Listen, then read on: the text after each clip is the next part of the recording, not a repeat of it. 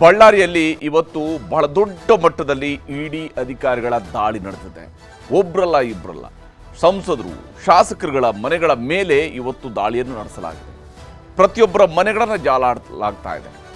ಅಷ್ಟೇ ಅಲ್ಲದೆ ಬೆಂಗಳೂರಿನಲ್ಲಿರುವಂತಹ ಆ ಶಾಸಕರು ಮತ್ತು ಸಂಸದರ ಮನೆಗಳನ್ನು ಕೂಡ ಇಡಿ ದಾಳಿ ನಡೆಸಿ ಅಲ್ಲೂ ಕೂಡ ತಲಾಶ್ ಮಾಡ್ತಾ ಇದೆ. ಗಡಿನಾಡು ಬಳ್ಳಾರಿಯಲ್ಲಿ ವಾಲ್ಮೀಕಿ ಹಗರಣದ ವಾಸನೆ ಜೋರಾಗಿ ಬಡಿತಾ ಇರುವಂಥದ್ದು. ಇದಕ್ಕೆಲ್ಲ ಬಹಳ ಮುಖ್ಯ ಕಾರಣ ಅಂತ ಹೇಳಿದರೆ ವಾಲ್ಮೀಕಿ ಹಗರಣದ ವಿಚಾರ. ಕಾಂಗ್ರೆಸ್ನ ಸಂಸದ ಶಾಸಕರ ಮನೆ ಕಚೇರಿಗಳನ್ನು ಜಾಲಾಡ್ತಾ ಇದೆ ಇಡಿ ದಾಳಿಯಿಂದಾಗಿ ಬೆಳಗ್ಗಿನಲ್ಲೇ ಪರಿಶೀಲನೆಯೂ ಕೂಡ ನಡೀತಾ ಇದೆ ಒಂದು ಕಡೆಯಲ್ಲಿ. ಹಾಗೆ ಮತ್ತೊಂದು ಕಡೆಯಲ್ಲಿ ರಾಜಕೀಯದ ಮೇಲಾಟವೂ ಕೂಡ ಸಾಗ್ತಾ ಇದೆ. ಎರಡೂ ಜೊತೆಯಲ್ಲೇ ಆಗ್ತಾ ಇದೆ. ಒಂದು ಕಡೆಯಲ್ಲಿ ಇಡಿಯವರ ಪರಿಶೀಲನೆ, ಮತ್ತೊಂದು ಕಡೆಯಲ್ಲಿ ರಾಜಕೀಯ ಮೇಲಾಟ. ಇದರಲ್ಲಿ ಬಹಳ ಮುಖ್ಯವಾಗಿ ತಟ್ಟುತ್ತಾ ಇರುವಂಥದ್ದು ವಾಲ್ಮೀಕಿ ಹಗರಣದ ವಾಸನೆ. ಇದೇ ಕಾರಣಕ್ಕಾಗಿ ಕಾಂಗ್ರೆಸ್ನ ಸಂಸದರು ಶಾಸಕರುಗಳ ಮನೆಗಳನ್ನು ಮತ್ತು ಕಚೇರಿಗಳನ್ನು ಇಡಿ ದಾಳಿ ನಡೆಸಿ ಅಲ್ಲಿ ದಾಖಲೆಗಳಿಗೆ ಹುಡುಕಾಡ್ತಾ ಇದೆ. ಜೊತೆಗೆ ತಮ್ಮ ಬಳಿ ಇರುವಂತಹ ಕೆಲವೊಂದು ದಾಖಲೆಗಳನ್ನ ಮುಂದಿಟ್ಟು ವಿವರಣೆಯನ್ನು ಕೇಳ್ತಾ ಇದ್ದಾರೆ. ಹೇಗಾಯಿತು, ಏನಾಯಿತು, ಎಲ್ಲಿಂದ ಬಂತು, ಎಲ್ಲಿಗೆ ಹೋಯಿತು, ಈ ಮೆಸೇಜು, ಈ ಡೀಟೇಲ್ಸು, ಈ ಹಣ, ಇದೆಲ್ಲದಕ್ಕೆ ಸಂಬಂಧಪಟ್ಟಂತಹ ಡೀಟೇಲ್ಸನ್ನು ಅವರು ಪಡ್ಕೊಳ್ಳುವಂಥ ಪ್ರಯತ್ನ ಮಾಡ್ತಾ ಇದ್ದಾರೆ. ವಾಲ್ಮೀಕಿ ಹಗರಣಕ್ಕೆ ಸಂಬಂಧಪಟ್ಟಂತೆಯೇ ಈ ಇಡಿ ದಾಳಿ ನಡೆದಿದೆ ಅನ್ನುವಂಥದ್ದು ಇಲ್ಲಿರುವಂತಹ ಮುಖ್ಯ ಅಂಶ.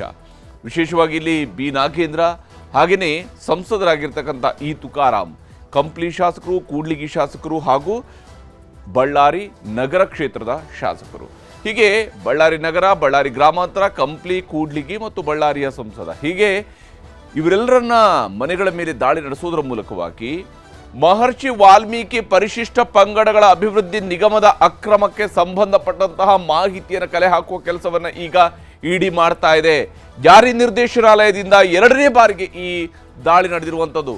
ಈ ಹಿಂದೆ ಜಾರಿ ನಿರ್ದೇಶನಾಲಯದವರು ಅಧಿಕಾರಿಗಳ ಮನೆಗಳ ಮೇಲೆ ದಾಳಿ ನಡೆಸಿ ಅವರಿಂದ ಮಾಹಿತಿಯನ್ನು ಪಡ್ಕೊಳ್ಳುವಂತಹ ಕೆಲಸವನ್ನು ಇಡಿ ಮಾಡಿತ್ತು. ಈಗ ಏನು ಈ ಬಾರಿ ಅಧಿಕಾರಿಗಳ ಬದಲು ಕೇವಲ ರಾಜಕಾರಣಿಗಳ, ಜನಪ್ರತಿನಿಧಿಗಳ ಮನೆಗಳ ಮೇಲೆ ಮಾತ್ರ ದಾಳಿಯನ್ನು ನಡೆಸಲಾಗಿದೆ. ಹಿಂದೆ ಅಧಿಕಾರಿಗಳು ಹಾಗೆಯೇ ಅಫ್ಕೋರ್ಸ್ ನಾಗೇಂದ್ರ ಅವರಿಂದಲೂ ಕೂಡ ಮಾಹಿತಿಯನ್ನು ಪಡೆಯುವಂಥ ಕೆಲಸವನ್ನು ಇಡಿ ಮಾಡಿದ್ದು. ಈ ಬಾರಿ ಅಧಿಕಾರಿಗಳ ಬದಲು ರಾಜಕಾರಣಿಗಳೇ ಟಾರ್ಗೆಟ್ ಆಗಿದ್ದಾರೆ. ನೇರವಾಗಿ ರಾಜಕಾರಣಿಗಳ ಮನೆಗಳ ಮೇಲೆ, ಅದರಲ್ಲೂ ಶಾಸಕರುಗಳ ಮನೆಗಳ ಮೇಲೆ ಆಗಿರುವಂತಹ ದಾಳಿ. ಬಳ್ಳಾರಿ ಸಂಸದ, ಬಳ್ಳಾರಿ ಜಿಲ್ಲೆಯ 4 ಶಾಸಕರಿಗೆ ಇಡಿ ಬಿಸಿಯನ್ನು ಮುಟ್ಟಿಸಿದೆ. ಇದರ ಮೂಲಕವಾಗಿ 8 ತಂಡಗಳಾಗಿ ಬೆಂಗಳೂರು ಮತ್ತು ಬಳ್ಳಾರಿಯಲ್ಲಿ ಶೋಧ ಕಾರ್ಯವನ್ನು ನಡೆಸಿರುವಂಥದ್ದು. ಬೆಂಗಳೂರು ಮತ್ತು ಬಳ್ಳಾರಿಯಲ್ಲಿ ಈ ಶೋಧ ಕಾರ್ಯಾಚರಣೆ ನಡೆದಿತ್ತು. ರಾಜಕಾರಣಿಗಳ ಮನೆ ಕಚೇರಿಗಳಲ್ಲಿ ಏಕಕಾಲಕ್ಕೆ ಶೋಧ ನಡೆಸಲಾಗಿದೆ. ಏನೇನು ದಾಖಲೆಗಳನ್ನು ಇಟ್ಟಿದ್ದಾರೆ, ಯಾಕಂದ್ರೆ ಹಣ ಹರಿದಾಡಿರೋದಕ್ಕೆ ಪೂರಕವಾಗಿರ್ತಕ್ಕಂಥ ಒಂದಿಷ್ಟು ಮಾಹಿತಿಯನ್ನು ಇಡಿ ಅವರು ಕಲೆ ಹಾಕಿದ್ದಾರೆ. ಅತ್ಯಂತ ಮಹತ್ವದ ಮಾಹಿತಿಯನ್ನು ಕಲೆ ಹಾಕಿದ್ದಾರೆ ಅನ್ನುವಂತಹ ಮಾಹಿತಿ ಇರುವಂಥದ್ದು. ಇಲ್ಲಿ ಇರುವಂತಹ ಪ್ರಮುಖವಾಗಿರ್ತಕ್ಕಂಥ ಆರೋಪಗಳ ವಿಚಾರಕ್ಕೆ ಬಂದಾಗ ಮೊದಲನೇದು ಅಕ್ರಮವಾಗಿ ಹಣ ವರ್ಗಾವಣೆಯನ್ನು ಮಾಡಲಾಗಿದೆ. ವಾಲ್ಮೀಕಿ ನಿಗಮದಿಂದ ಹೊರಟಿರ್ತಕ್ಕಂತಹ ಹಣ ಅದು MG ರೋಡ್ನ ಒಂದು ಶಾಖೆಗೆ ಹೋಗಿ ಆ ಶಾಖೆಯಿಂದ ಓಡಿ ಮೂಲಕವಾಗಿ ಅದು ಹೈದರಾಬಾದ್ ತಲುಪಿ ಹೈದರಾಬಾದ್ನಿಂದ ಅದು ಮತ್ತೆ ಬಂದಿರುವಂಥದ್ದು ಬಳ್ಳಾರಿ ಮತ್ತು ರಾಯಚೂರು ಭಾಗದಕ್ಕೆ ಬಂದು ಅದು ಇಲ್ಲಿ ಬಳಕೆ ಆಗಿದೆ ಅಂತೇಳಿ. ಹಣದ ದುರುಪಯೋಗ ಅಂದರೆ ಹಾಗೆ ಬಂದಿರತಕ್ಕಂತಹ ಹಣ ನಂತರ ಹೇಗೆ ದುರುಪಯೋಗ ಆಗಿದೆ, ಹೇಗೆ ಅದು ಬೂತ್ ಮಟ್ಟದಲ್ಲಿ ಹಂಚಿಕೆ ಆಗಿದೆ, ಇದಕ್ಕೆ ಸಂಬಂಧಪಟ್ಟಂತೆಯೂ ಕೂಡ ಬಹಳ ಮಹತ್ವದ ಮಾಹಿತಿಗಳನ್ನು ಇಡಿ ಹೊಂದಿದೆ ಅಂತ ಹೇಳಲಾಗ್ತಾ ಇದೆ. ಇಲ್ಲಿ ಹಣದ ದುರುಪಯೋಗ ಹೇಗೆ ಆಗಿದೆ ಅಂತ ಹೇಳಿದ್ರೆ, ಲೋಕಸಭಾ ಎಲೆಕ್ಷನ್ಗೆ ಹಣ ಬಳಕೆಯನ್ನು ಮಾಡಿಕೊಂಡಿದ್ದಾರೆ. ಲೋಕಸಭೆ ಎಲೆಕ್ಷನ್ನ ಖರ್ಚು ವೆಚ್ಚಗಳನ್ನು ನಿಭಾಯಿಸುವುದಕ್ಕೆ ಬೇಕಾಗಿ ವಾಲ್ಮೀಕಿ ನಿಗಮದಿಂದ ಹೊರಟಂತಹ ಹಣ ಆ ದಾರಿಗಳ ಮೂಲಕವಾಗಿ ಬಂದು ತಲುಪಿರುವಂಥದ್ದು ಬಳ್ಳಾರಿ ಲೋಕಸಭಾ ಚುನಾವಣೆಗೆ ಅನ್ನುವಂಥದ್ದು. ಯಾಕಂದರೆ ಆ ಸಂದರ್ಭದಲ್ಲಿ ಸಚಿವರಾಗಿದ್ದಂತಹ ಬಿ ನಾಗೇಂದ್ರ ಇದರಲ್ಲಿ ಮಹತ್ವದ ಪಾತ್ರವನ್ನು ನಿಭಾಯಿಸಿದ್ದಾರೆ ಅನ್ನುವ ಆರೋಪವನ್ನು ಇಡಿ ಮಾಡ್ತಾ ಇದೆ. ಇಲ್ಲಿ ಇವತ್ತು ಇಡಿ ಶಾಕ್ ಕೊಟ್ಟಿರುವಂಥದ್ದು ಬಳ್ಳಾರಿ ಗ್ರಾಮಾಂತರ ಕ್ಷೇತ್ರದ ಶಾಸಕರಾಗಿರುವ ಮಾಜಿ ಸಚಿವ ಬಿ ನಾಗೇಂದ್ರ ಅವರಿಗೆ, ಹಾಗೆಯೇ ನಾಗೇಂದ್ರ ಅವರ PA ಆಗಿರುವಂತಹ ಗೋವಿಂದರಾಜು ಅವರ ಮನೆ ಮೇಲೂ ಕೂಡ ದಾಳಿಯನ್ನು ನಡೆಸಲಾಗಿದೆ. ಇನ್ನು ನಾರಾ ಭರತ್ ರೆಡ್ಡಿ, ಬಳ್ಳಾರಿ ನಗರ ಕ್ಷೇತ್ರದ ಶಾಸಕರಾಗಿರ್ತಕ್ಕಂತಹ ನಾರಾ ಭರತ್ ರೆಡ್ಡಿ ಅವರ ಮನೆ ಮೇಲೂ ಕೂಡ ದಾಳಿಯನ್ನು ನಡೆಸಲಾಗಿದೆ. ಹಾಗೆಯೇ JN ಗಣೇಶ್, ಕಂಪ್ಲಿಯ ಶಾಸಕರು, ಕಂಪ್ಲಿ ಶಾಸಕರ ಮನೆ ಮೇಲೂ ಕೂಡ ಇವತ್ತು ಇಡಿ ದಾಳಿಯನ್ನು ನಡೆಸಿದೆ. ಜೊತೆಗೆ ಈ ತುಕಾರಾಂ ಬಳ್ಳಾರಿ ಕ್ಷೇತ್ರದ ಸಂಸದರು, ಬಳ್ಳಾರಿಯ ಸಂಸದರಾಗಿರ್ತಕ್ಕಂತಹ ಈ ತುಕಾರಾಂ ಅವರ ಮನೆ ಮೇಲೂ ಕೂಡ ದಾಳಿ ನಡೆಸಲಾಗಿದೆ. ಕೂಡ್ಲಿಗಿ ಶಾಸಕ ಆಗಿರ್ತಕ್ಕಂತಹ ಡಾಕ್ಟರ್ ಶ್ರೀನಿವಾಸ್ ಅವರ ಮನೆ ಮೇಲೂ ಕೂಡ ದಾಳಿಯನ್ನು ನಡೆಸಿ ಪರಿಶೀಲನೆಯನ್ನು ನಡೆಸಲಾಗ್ತಾ ಇದೆ. ಹೀಗೆ ಒಬ್ಬರಾದ ಮೇಲೊಬ್ಬರ ಮೇಲೆ ಮನೆಗಳ ಮೇಲೆ ದಾಳಿ ನಡೆಸಲಾಗಿದೆ. ಈಗ ಮತ್ತೆ ಮುನ್ನೆಲೆಗೆ ಬಂದಿರುವಂಥದ್ದು ಅದೇ ಮಹರ್ಷಿ ವಾಲ್ಮೀಕಿ ನಿಗಮದಲ್ಲಿ ನಡೆದಿರುವಂತಹ ಹಗರಣ. ಏನಿದು ಹಾಗಾದ್ರೆ ಈ ಹಗರಣ ಅಂತ ಹೇಳಿದ್ರೆ, ಮಹರ್ಷಿ ವಾಲ್ಮೀಕಿ ಪರಿಶಿಷ್ಟ ಪಂಗಡಗಳ ಅಭಿವೃದ್ಧಿ ನಿಗಮದಲ್ಲಿ 187 ಕೋಟಿ ರೂಪಾಯಿ ಹಣ ಇರುತ್ತೆ. ಅಂದರೆ ಸರ್ಕಾರದಿಂದ ಮಂಜೂರಾಗಿ ನಿಗಮದ ಖಾತೆಗೆ ಬಂದು ತಲುಪಿದಂತಹ ಒಟ್ಟು ಹಣ 187 ಕೋಟಿ ರೂಪಾಯಿ. ಈ 187 ಕೋಟಿ ರೂಪಾಯಿ ಹಣದಲ್ಲಿ 94.70 ಕೋಟಿ ರೂಪಾಯಿ ಹಣವನ್ನು ಗುಳುಂ ಮಾಡಲಾಗಿದೆ, ಸ್ವಾಹ ಮಾಡಲಾಗಿದೆ. ಇದು 40%ನ ಕೇಸ್ ಅಲ್ಲ, ಇದು 60%ನ ಕೇಸು ಅಲ್ಲ, ಇದು 100%ನ ಕೇಸು. ಅಂದರೆ ಇಲ್ಲಿ ಯಾವುದೇ ಫಲಾನುಭವಿಗಳಿಗೆ ಕೊಟ್ಟಿರುವಂಥದ್ದಲ್ಲ, ಅಥವಾ ಯಾವುದೋ ಯೋಜನೆಗಳಿಗೆ ಕೊಟ್ಟಿರುವಂತಹ ಬಿಡುಗಡೆ ಮಾಡಿರುವ ಹಣ ಅಲ್ಲ, ಬದಲಿಗೆ ಖಾತೆಯಿಂದ ಖಾತೆಗೆ ಹೋಗಿ ಅದು ಇನ್ಯಾರ್ದೋ ಖಾತೆಗೆ ತಲುಪಿರ್ತಕ್ಕಂತಹ ಹಗರಣ ಇದು.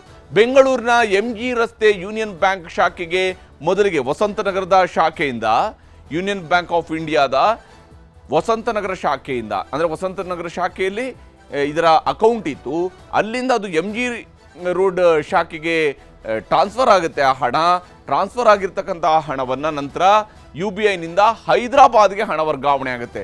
ಅದನ್ನು OD ಮೂಲಕವಾಗಿ ತೆಗೆದುಕೊಳ್ತಾರೆ. ಈ ಹಣದ ಗ್ಯಾರಂಟಿಯ ಮೇಲೆ ODಯನ್ನು ತಗೊಳ್ತಾರೆ ಅನ್ನುವಂಥದ್ದು. ಹಾಗೆ ಹೋದಂತಹ ಹಣ ಅದು ಹೈದರಾಬಾದ್ಗೆ ತಲುಪಿದಂತಹ ಹಣದ ವಿಚಾರಕ್ಕೆ ಸಂಬಂಧಪಟ್ಟಂತೆ ಯಾವಾಗ ಚಂದ್ರಶೇಖರನ್ ಅವರು ಆತ್ಮಹತ್ಯೆ ಮಾಡಿಕೊಂಡ್ರು ಶಿವಮೊಗ್ಗದಲ್ಲಿ, ಅವತ್ತು ಅದು ಬೆಳಕಿಗೆ ಬರುತ್ತೆ. ನಿಗಮದ ಅಧೀಕ್ಷಕರಾಗಿದ್ದಂತಹ ಚಂದ್ರಶೇಖರನ್ ಅವರು ಆತ್ಮಹತ್ಯೆ ಬಳಿಕ ಈ ವಾಲ್ಮೀಕಿ ಹಗರಣ ಬೆಳಕಿಗೆ ಬರುತ್ತೆ.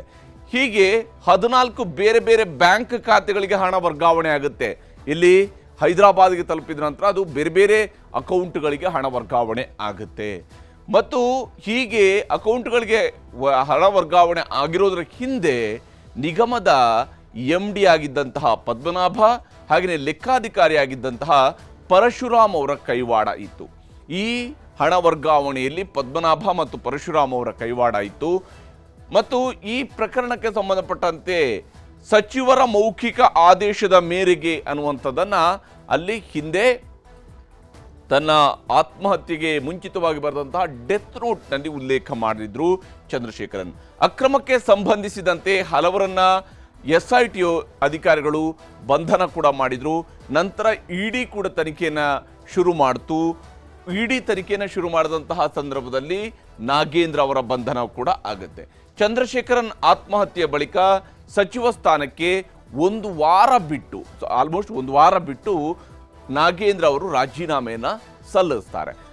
ನಾಗೇಂದ್ರ ಅವರು ರಾಜೀನಾಮೆಯನ್ನು ಸಲ್ಲಿಸಿದ ನಂತರ ಜುಲೈ 22ರಂದು 2024 ಜುಲೈ 22ರಂದು ನಾಗೇಂದ್ರಗೆ ನ್ಯಾಯಾಂಗ ಬಂಧನ ವಿಧಿಸಿತ್ತು ಜನಪ್ರತಿನಿಧಿಗಳ ಕೋರ್ಟ್.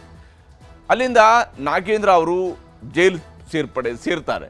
2024 ಅಕ್ಟೋಬರ್ 16ರಂದು ಪರಪ್ಪನ ಅಗ್ರಹಾರ ಜೈಲಿನಿಂದ ಅವರು ಜಾಮೀನಿನ ಮೇಲೆ ನಾಗೇಂದ್ರ ಅವರ ಬಿಡುಗಡೆ ಆಗುತ್ತೆ. ನಾಗೇಂದ್ರ ಇಲ್ಲಿ ನನ್ನ ಯಾವುದೇ ಪಾತ್ರ ಇಲ್ಲ ಅನ್ನುವಂಥದ್ದನ್ನು ಪ್ರತಿಪಾದಿಸ್ತಾ ಬಂದಿದ್ದಾರೆ. ಮತ್ತು ಇದೆಲ್ಲವೂ ಕೂಡ ಆಗಿರುವಂಥದ್ದು ಚುನಾವಣಾ ನೀತಿ ಸಂಹಿತೆ ಜಾರಿಯಲ್ಲಿದ್ದಾಗ ಅಧಿಕಾರಿಗಳಿಂದ ನಡೆದಿರತಕ್ಕಂತಹ ಹಗರಣ ಅನ್ನುವ ಆರೋಪವನ್ನು ನಾಗೇಂದ್ರ ಅವರು ಮಾಡ್ತಾ ಇದ್ರು. ಆ ಸಮರ್ಥನೆಯನ್ನು ಕೂಡ ನಾಗೇಂದ್ರ ಅವರು ಮಾಡಿಕೊಂಡಿದ್ರು. ಈಗ ಬಳ್ಳಾರಿಯಲ್ಲಿ ಬಲೆ ಬೀಸಿರುವಂತಹ ED ಈಗಾಗಲೇ ಚಾರ್ಜ್ ಶೀಟನ್ನು ಸಲ್ಲಿಕೆ ಮಾಡಿದೆ, ಕೋರ್ಟ್ಗೆ ಚಾರ್ಜ್ ಶೀಟ್ ಕೂಡ ಸಲ್ಲಿಕೆ ಮಾಡಿದೆ. ಚಾರ್ಜ್ ಶೀಟ್ನ ಪ್ರಕಾರವಾಗಿ ಹೋಗುತ್ತಿದೆ ವಾಲ್ಮೀಕಿ ಹಗರಣದ ಮಾಸ್ಟರ್ ಮೈಂಡ್ ನಾಗೇಂದ್ರ ಅನ್ನುವಂಥದ್ದನ್ನು ED ಚಾರ್ಜ್ ಮಾಡಿದೆ. ED ಆರೋಪ ಮಾಡಿರುವಂಥದ್ದು ನಾಗೇಂದ್ರ ಅವರ ವಿರುದ್ಧ, ಮಾಜಿ ಸಚಿವರ ವಿರುದ್ಧ. ನಾಗೇಂದ್ರ ಅಣತಿಯಂತೆ 187 ಕೋಟಿ ರೂಪಾಯಿ ಹಣದಲ್ಲಿ ಹಗರಣ ನಡೆದಿದೆ ಅನ್ನುವಂಥದ್ದು ಇಲ್ಲಿರುವಂತಹ ಬಹಳ ಮುಖ್ಯವಾದಂಥ ಆರೋಪ ನಾಗೇಂದ್ರ ಅವರ ವಿರುದ್ಧ. ಆದರೆ ನಾಗೇಂದ್ರ ಅವರ ಖಾತೆಗೆ ಹಣ ಹೋಗಿದೆಯಾ ಅನ್ನೋದ್ರ ಬಗ್ಗೆ ಯಾವ ಸ್ವರೂಪದ ಮಾಹಿತಿಗಳು EDಗೆ ಸಿಕ್ಕಿದೆ ಅನ್ನೋದು ಕೂಡ ಗೊತ್ತಾಗಬೇಕಿದೆ. ಲೋಕಸಭೆ ಎಲೆಕ್ಷನ್ಗೆ ವಾಲ್ಮೀಕಿ ನಿಗಮದ ಹಣವನ್ನು ಬಳಕೆ ಮಾಡಿಕೊಳ್ಳಲಾಗಿತ್ತು ಅನ್ನೋದನ್ನು ED ತನ್ನ ತನಿಖೆಯ ಸಂದರ್ಭದಲ್ಲಿ ಪತ್ತೆ ಹಚ್ಚುವಂತಹ ಕೆಲಸವನ್ನು ಮಾಡುತ್ತೆ. ಲೋಕಸಭೆ ಚುನಾವಣೆಗೆ 21 ಕೋಟಿ ರೂಪಾಯಿ ಬಳಕೆ ಆಗಿದೆ ಅನ್ನುವಂಥ ಉಲ್ಲೇಖವನ್ನು ಕೂಡ ತನ್ನ ಚಾರ್ಜ್ ಶೀಟ್ನಲ್ಲಿ ED ಮಾಡಿದೆ. ಆ ಉಲ್ಲೇಖವೂ ಕೂಡ ಇದೆ. ಲೋಕಸಭೆ ಚುನಾವಣೆಗೆ ಬಳಕೆ ಮಾಡಿಕೊಂಡಿದ್ದಾರೆ. 5 ಆರೋಪಿಗಳ ವಿರುದ್ಧ ದೋಷಾರೋಪ ಪಟ್ಟಿಯನ್ನು ಕೂಡ ಸಲ್ಲಿಕೆ ಮಾಡಲಾಗಿದೆ. ಹಾಗಿದ್ರೂ ಇಡಿ ತನಿಖೆ ಇಲ್ಲಿಗೆ ನಿಂತಿಲ್ಲ. ಹೈದರಾಬಾದ್ನಲ್ಲಿದ್ದ ಮಧ್ಯವರ್ತಿ ಸತ್ಯನಾರಾಯಣ ವರ್ಮಾ ಇಲ್ಲಿ ಬಹಳ ದೊಡ್ಡ ಕಿಂಗ್ ಪಿನ್ ಆಗಿ ಕೆಲಸ ಮಾಡ್ದಾನೆ. ಈ ಸತ್ಯನಾರಾಯಣ ವರ್ಮನ ಮೂಲಕವಾಗಿ ವರ್ಮಾ ಜೊತೆಗೆ ನಾಗೇಂದ್ರಗೆ ನಿಕಟ ಸಂಪರ್ಕ ಇತ್ತು ಅನ್ನೋದಕ್ಕೆ ಸಂಬಂಧಪಟ್ಟಂತಹ ದಾಖಲೆಗಳನ್ನು, ಸಾಕ್ಷಿಗಳನ್ನು ಕಲೆ ಹಾಕುವ ಕೆಲಸವನ್ನು ಜಾರಿ ನಿರ್ದೇಶನಾಲಯ ಮಾಡಿದೆ. ವರ್ಮಾ ಜೊತೆಗೆ ನಾಗೇಂದ್ರ ಅವರಿಗೆ ಸಂಪರ್ಕ ಇತ್ತು. ನಾಗೇಂದ್ರ ಅಣತಿಯಂತೆಯೇ ಸಂಪೂರ್ಣ ಹಣದ ವಹಿವಾಟು ನಡೆದಿದೆ ಅನ್ನುವಂಥದ್ದು ಇಡಿ ಹೇಳ್ತಾ ಇರುವಂಥದ್ದು. ಇಡಿಯ ಆರೋಪ ಪಟ್ಟಿಯಲ್ಲಿ ಇರುವಂಥದ್ದು ನಾಗೇಂದ್ರ ಅವರ ಅಣತಿಯಂತೆಯೇ ಇದೆಲ್ಲ ನಡೆದಿದೆ. 21 ಕೋಟಿ ರೂಪಾಯಿ ಹಣವನ್ನು ಲೋಕಸಭಾ ಚುನಾವಣೆಗೆ ಬಳಕೆ ಮಾಡಿಕೊಂಡಿದ್ದಾರೆ. ಹೀಗೆ ಹೋಗಿರ್ತಕ್ಕಂತಹ ಹಣದಲ್ಲಿ ಅಂದರೆ ಒಟ್ಟು 94 ಕೋಟಿಯಲ್ಲಿ 21 ಕೋಟಿ ರೂಪಾಯಿ ಹಣವನ್ನು ಲೋಕಸಭೆ ಎಲೆಕ್ಷನ್ನ ಖರ್ಚಿಗೆ ಅಂತಲೇ ಇವರು ಬಳಕೆ ಮಾಡ್ಕೊಂಡಿದ್ದಾರೆ ಅನ್ನುವಂತಹ ಆರೋಪ ಇಲ್ಲಿದೆ. ಬೆಂಗಳೂರು ಮತ್ತು ಬಳ್ಳಾರಿಯಲ್ಲಿ ಅಕ್ರಮ ಹಣ ವರ್ಗಾವಣೆ ಆಗಿದೆ ಅನ್ನುವಂತಹ ಕಾರಣಕ್ಕಾಗಿಯೇ ಇಡಿ ಈಗಲೂ ಕೂಡ ತನಿಖೆಯನ್ನು ಮುಂದುವರಿಸಿದೆ, ತನಿಖೆಯನ್ನು ನಡೆಸ್ತಾ ಇದೆ, ರೀಡ್ ಮಾಡ್ತಾ ಇದೆ. ಈಗ ಕಾಂಗ್ರೆಸ್ ನಾಯಕರು ಈ ವಿಚಾರಕ್ಕೆ ಸಂಬಂಧಪಟ್ಟಂತೆ ಇಡಿ ವಿರುದ್ಧ ಮುಗಿಬಿದ್ದಿದ್ದಾರೆ, ಕೇಂದ್ರ ಸರ್ಕಾರದ ವಿರುದ್ಧ ಮುಗಿಬಿದ್ದಿದ್ದಾರೆ. ಇದು ಕಾಂಗ್ರೆಸ್ ಅನ್ನು ಒಡೆಯುವ ಪ್ರಯತ್ನ, ಕೇವಲ ವಿರೋಧ ಪಕ್ಷದವರ ಮೇಲೆ ಮಾತ್ರ ದಾಳಿ ನಡೆಸ್ತಿದ್ದಾರೆ, ತಮ್ಮ ವಾಷಿಂಗ್ ಮೆಷಿನ್ ಅನ್ನು ಬಳಕೆ ಮಾಡ್ಕೊಳ್ತಿದ್ದಾರೆ. ಈ ರೀತಿಯಾದಂಥ ಆಪಾದನೆಯನ್ನು ಕಾಂಗ್ರೆಸ್ದವರು ಮಾಡ್ತಾ ಇದ್ದಾರೆ. ನಮ್ಮ ಪಕ್ಷವನ್ನು ಒಡೆಯೋದಕ್ಕೆ ಒಂದು ಸಂಚು ಮಾಡ್ತಾ ಇದ್ದಾರೆ. ಎಲೆಕ್ಷನ್ದಲ್ಲಿ ಆದಂಥ ಘಟನೆ ಈಗ ತೆಗೆದು ಅದನ್ನ ಹರಾಸ್ಮೆಂಟ್ ಮಾಡ್ತಕ್ಕಂಥದ್ದು ಮಾಡಿದ್ರೆ ಇದು ಸರಿಯಲ್ಲ. ನೀವು ಎಲೆಕ್ಷನ್ದಲ್ಲೇ ಇದನ್ನು ಘಟನೆ ಮಾಡಬೇಕಾಗಿದ್ದು ತಗೊಳ್ಬೇಕಾಗಿತ್ತು. ಆದರೆ 1 ವರ್ಷದ ನಂತರ, 1.5 ವರ್ಷದ ನಂತರ ಇವೆಲ್ಲ ತೆಗಿತಕ್ಕಂಥದ್ದು ಅಂದರೆ ಇಲ್ಲಿರ್ತಕ್ಕಂಥ MLAಗಳಿಗೆ ಅಥವಾ ಇಲ್ಲಿರ್ತಂಥ ಪಾರ್ಟಿ ಒಂದು ಶಾಸಕರಿಗೆ ಡಿವೈಡ್ ಮಾಡಬೇಕು ಅಂತಕ್ಕಂಥ ಅವ್ರ ಪ್ರಯತ್ನ ನಡೆದಿದೆ. ಕಾನೂನು ಪ್ರಕಾರವಾಗಿ ಮಾಡಲಿ ಅನ್ನೋದು ಅಷ್ಟೇ. ಯಾವುದೇ ಕಾನೂನಿನ ಉಲ್ಲಂಘನೆ ಆಗಿದ್ರೆ ಅದಕ್ಕೆ ಸಪೋರ್ಟ್ ಮಾಡಲ್ಲ. ಯಾವುದೇ ಕಾನೂನಿನ ಅನುಷ್ಠಾನದಲ್ಲಿ ಅಡ್ಡಿ ಬರಲ್ಲ, ಅಡ್ಡಿಪಡಿಸಲ್ಲ. ಎಲ್ಲ ಶಾಸಕರ ಮೇಲೆ ನನ್ನ ಪ್ರಕಾರ ಅವರು ಯಾವ ಇದಕ್ಕೂ ಸಂಬಂಧ ಇಲ್ಲ. ಯಾರ ಚೀಟಿ ಬರ್ತಿದ್ದಾರೆ ಅಂತ ಹೇಳಿ ಮಾಧ್ಯಮದಲ್ಲಿ ಬಂದಿತ್ತು. ನಮ್ಮ ಮಂತ್ರಿಗಳಾಗಲಿ ನಮ್ಮ ಶಾಸಕರಲ್ಲಿ ಯಾವ ಇನ್ವಾಲ್ವ್ ಆಗಿಲ್ಲ, ಯಾವ ವೋಟರ್ಸ್ ಇಲ್ಲ, ಅವ್ರು ಯಾವ ಎಲೆಕ್ಷನ್ ಅಲ್ಲಿ ಯಾವ ಹಣನ ಉಪಯೋಗಿಸಿಲ್ಲ. ಏನು ದುಡ್ಡು ಮಿಸ್ಯೂಸ್ ಯಾರು ಅಧಿಕಾರಿಗಳು ಮಾಡಿದ್ರು ಅದನ್ನ 90% ರಿಕವರಿ ಮಾಡಿದ್ದಾರೆ ಅಂತ ಹೇಳಿ ನನಗೆ ಆಫೀಸರ್ಸ್ ತಿಳಿಸಿದ್ರು. ನಮ್ಮ ಶಾಸಕರಿಗೂ ಈ ಇದಕ್ಕೂ ಈ ಒಂದು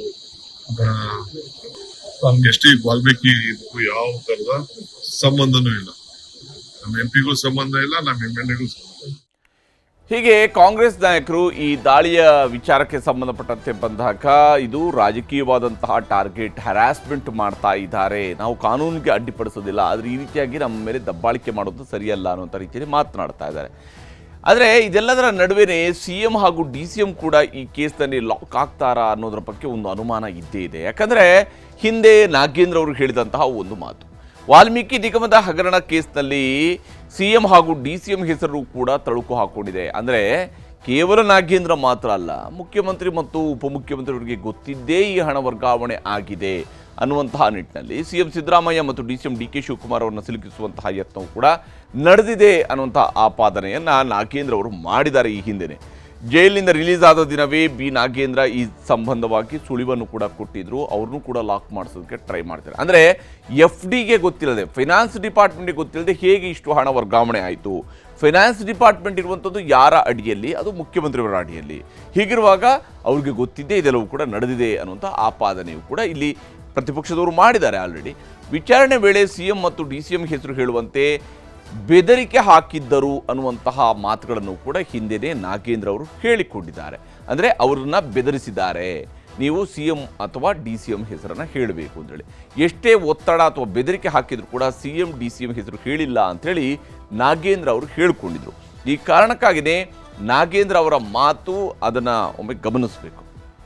ನನ್ನ ಪಾತ್ರ ಏನೂ ಇಲ್ಲ ಅಂದ್ರೆ ಕೂಡ ಏನು ಏಕಾಏಕಿಯಾಗಿ ನನ್ನನ್ನು ಬಂಧನ ಮಾಡಿ ಬಂದ ನಂತರ ಅನೇಕ ಬಾರಿ ಹಲವಾರು ಬಾರಿ ಬಿಜೆಪಿಯ ಕೇಂದ್ರ ನಾಯಕರಿಂದ ಒತ್ತಡ ತಗೊಂಡು ಇಡಿ ಅವರು ನನ್ನ ಮುಖಾಂತರ ರಾಜ್ಯ ಸರ್ಕಾರವನ್ನು ಅಸ್ಥಿರಗೊಳಿಸಲಿಕ್ಕೆ ಪ್ರಯತ್ನ ಮಾಡಿದರು. ಹೌದು, ಖಂಡಿತವಾಗಿ ಕೂಡ ಸಿದ್ದರಾಮಯ್ಯ ಸಾಹೇಬರ ಹೆಸರನ್ನ ಮತ್ತು ಮಾನ್ಯ ನಮ್ಮ ಉಪಮುಖ್ಯಮಂತ್ರಿ ಡಿ ಕೆ ಶಿವಕುಮಾರ್ ಸಾಹೇಬರ ಹೆಸರನ್ನ ಹೇಳುವಂತ ಬಹಳ ಒತ್ತಾಯ ಮಾಡಿದ್ರು. ಅದಕ್ಕೆ ನಾನು ನಿರಾಕರಣೆ ಮಾಡಿದೆ. ನನ್ನ ಪಾತ್ರನೇ ಇಲ್ಲ, ಅವ್ರ ಪಾತ್ರ ಇಲ್ಲಿಂದ ಬರುತ್ತೆ, ಸರ್ಕಾರದ ಪಾತ್ರ ಇಲ್ಲಿಂದ ಬರುತ್ತೆ, ನನ್ನ ಪಾತ್ರನೇ ಇಲ್ಲ ಈ ಹಗರಣದಲ್ಲಿ. ಇವತ್ತು ಬ್ಯಾಂಕ್ನಲ್ಲಿ ನಡೆಯುವಂತಹ ಹಗರಣಕ್ಕೆ ನಮ್ಮ ಸರ್ಕಾರಕ್ಕೆ ಯಾವುದೇ ಸಂಬಂಧ ಇರೋದಿಲ್ಲ. ಆದ್ರೂ ಕೂಡ ಷಡ್ಯಂತ್ರ ಮಾಡಿ, ಯಾರು ಷಡ್ಯಂತ್ರ ಮಾಡಿದ್ದಾರೆ? ಬಿಜೆಪಿ ಪಕ್ಷದವರು ಷಡ್ಯಂತ್ರ ಮಾಡಿದ್ದಾರೆ. ಈ ರಾಜ್ಯದಲ್ಲಿರುವಂತಹ